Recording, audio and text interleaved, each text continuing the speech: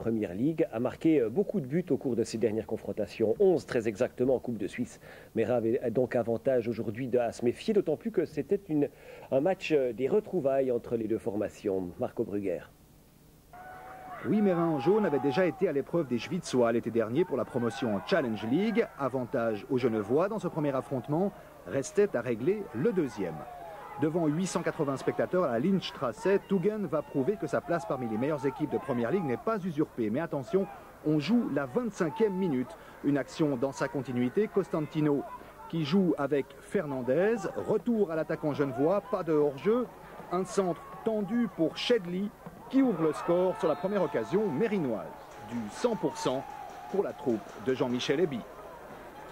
Mais on le disait, Tuggen a de la ressource. 40e minute, Loué ouvre pour Selimi et là, ça patauge.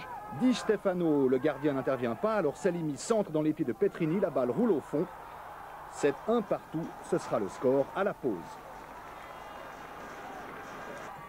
Et Tuggen va repartir très fort. Keller hérite d'un bon ballon, mais son envoi frôle le montant des buts de Di Stefano.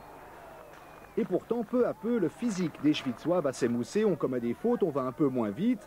À l'heure de jeu, Yoxuzoglu remet pour Costantino, que voici. Costantino qui efface le gardien Born pour inscrire le 2-1. Score final, Tuggen ne se sera pas vengé de la défaite en barrage pour l'ascension en Challenge League et Meyrin se sort du guêpier pour se retrouver en quart de finale de la Coupe.